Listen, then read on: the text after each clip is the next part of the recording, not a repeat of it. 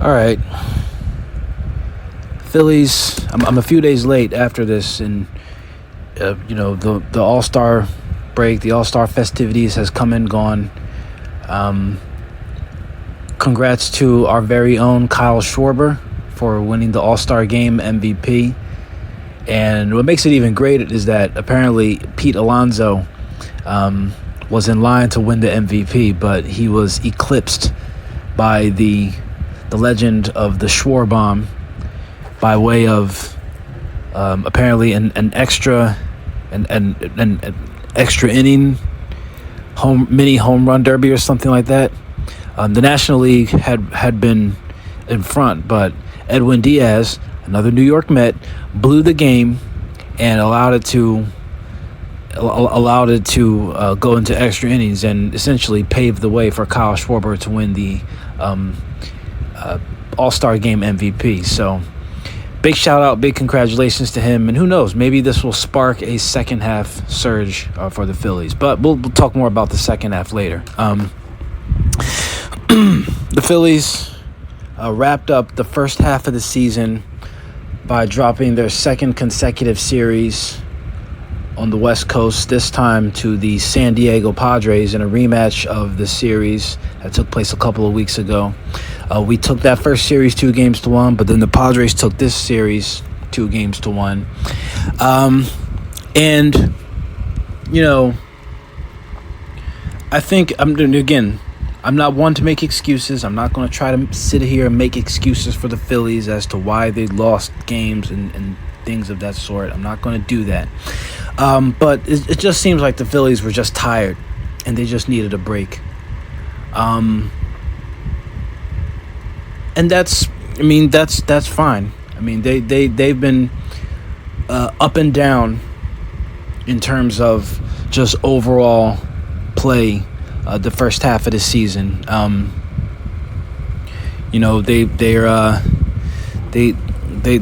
They've been hot and cold as we've seen throughout the first almost 4 months of the season. When the Phillies are hot, they're scalding, scorching hot. But when they're cold, man, they can.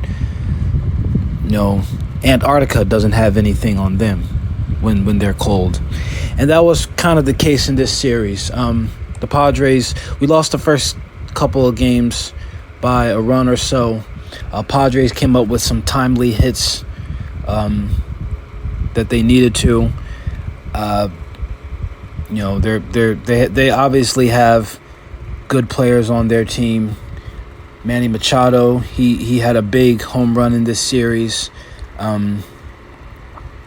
Luis Arias, Fernando Tatis, Jackson Merrill, he had a game, I think the second game that we lost. He had 2 home runs. I believe it was off Christopher Sanchez. Christopher Sanchez gave up two home runs to Jackson Merrill, and that was really the difference in the game. But we were able to rebound nicely in that second game, and again, the pitching was excellent. I'm sorry, I beg your pardon. Christopher Sanchez, he pitched the third game that we won. The second game that Jackson Merrill had the 2 home run game. Let me just check my sources here. Check my stat book before I say anything incorrect. It was off Zach Wheeler. It was off Zach Wheeler. It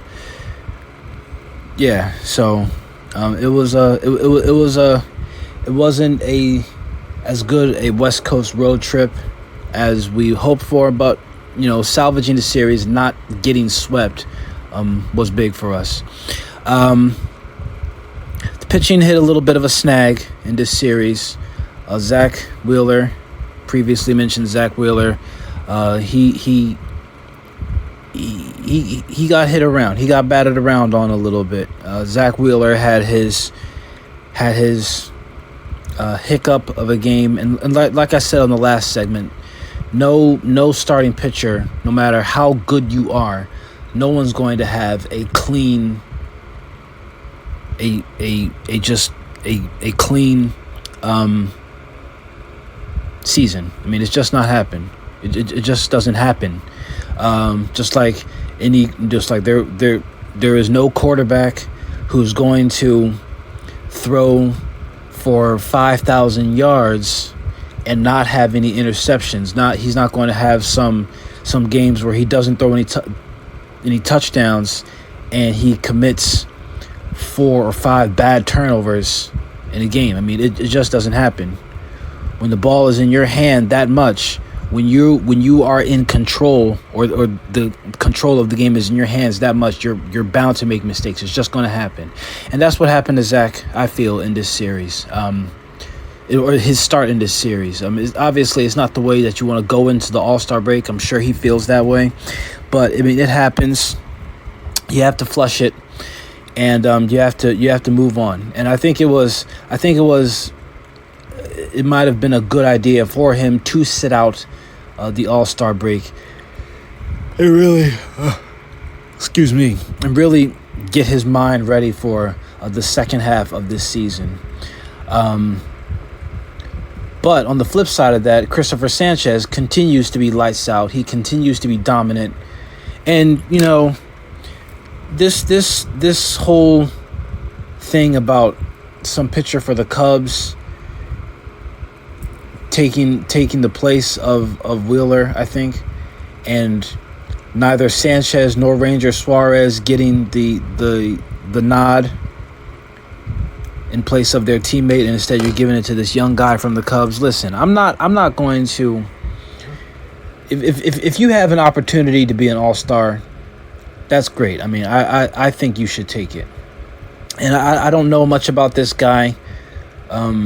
I don't even know his name. I can't think of his name off the top of my head. But I'm sure he's a good pitcher. He's up and coming. He's got a bright future and everything. But I mean, the proof is in the pudding, man. Ranger Suarez and Christopher Sanchez have been about as dominant as you could hope for out of your second and third starters on your staff. And I think that just to overlook them, to not even, to me, it seems, give them a breath or give pause to think about them. I think it's just disrespectful, especially seeing how they've pitched throughout this first half of the season, and to not give them the benefit of the doubt. I think it really stinks. But then again, I have to remember, whenever things like this happen, I always remember that, for whatever reason, sports pundits, sports writers, media members, the powers that be, the people who are in control, who have the final say, they, for whatever reason, they do not like the Philadelphia region, really for anything, but especially in sports. They don't like our athletes. They don't like our fans. They don't like our passion, our energy, our knowledge of our sports. They don't like the city, and especially our athletes. And I'll talk more about that as well, in a different segment as it pertains to Jalen Hurts. I'll get into that later, but it's whatever. I mean, I'm not one to lament about accolades or lack thereof for the athletes, because Philadelphia, we only care about one thing, and that's winning, and that's winning championships, putting ourselves in position to compete for championships.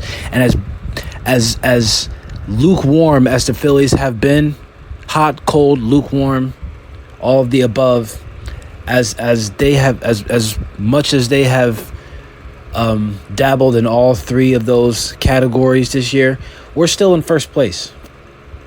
We're still in first place with the best staff in baseball, with a lineup that can turn it on at any moment and who I expect to make a deal to try and bolster our lineup, whether it be in the way of a bat or of a relief pitcher in the bullpen before the trade deadline in a couple of weeks.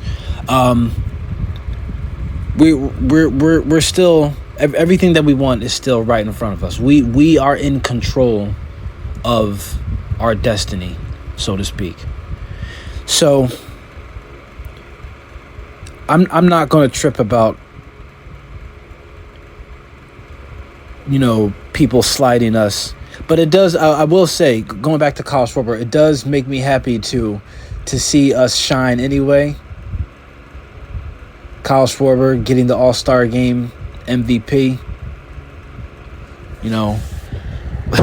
It's kind of like Denzel Washington. I'm leaving here with something. I'm leaving with something. And you're not going to vote any of our guys into the All-Star Game? Fine. The one guy who did make it is going to take home the MVP. Now what? It's funny, man. I really could not care less about individual accolades, but if we get them, great. Our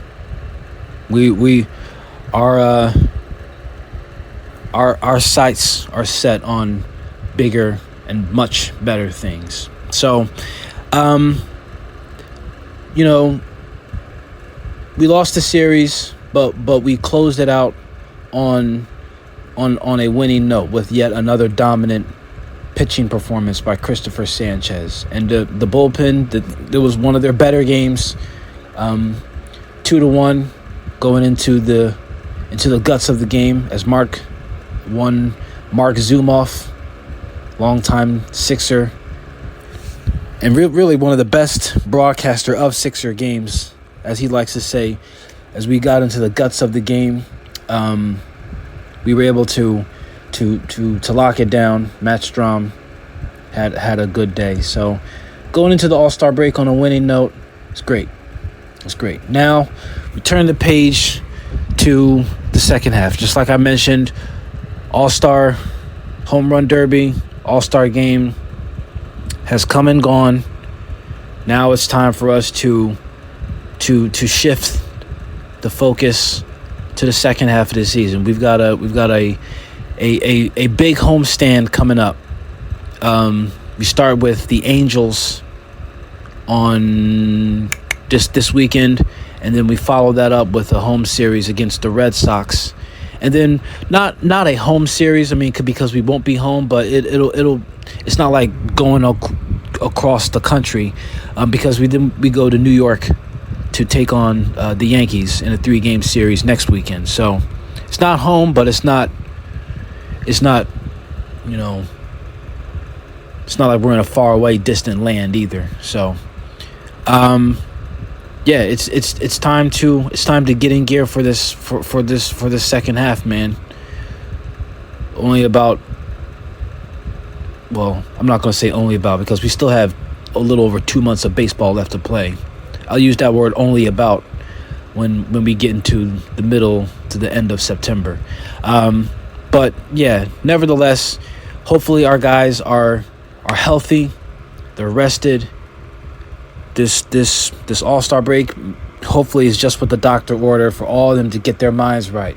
So Bryce, Trey Turner, Nick Castellanos, Real Muto, Bohm, especially you, and the rest of the guys. It's time to turn up. Because like I mentioned at the outset of this season, one of my first segments when I talked about the Phillies of this year is this the end of the Philadelphia Phillies? Is 2025 the end of the Philadelphia Phillies? This iteration of the team as we know it. Is this the end? Is this the last run for them? Because I've got a very dark feeling that this could be the last season for a lot of these guys who have been the core of our team for the last 5 6 years. So we'll see what happens. We'll see what happens. I hope that that they can get it done. We'll see what happens. It should be a good run. I'm certainly excited for it. I'm looking forward to what these guys have in store, and really going on a run. We've got some pretty good opponents coming up. Just like I mentioned, the previous three. I know that the Tigers, the Detroit Tigers, are sprinkled in there somewhere. The Rangers, I mean, they're not what they were a couple of years ago when they won the World Series, but it's still a formidable opponent, and I know that the Braves are scattered in there somewhere too. So let's get it going. Time for the hunt for Red October to officially begin, and I'm looking forward to it. Should be a good run.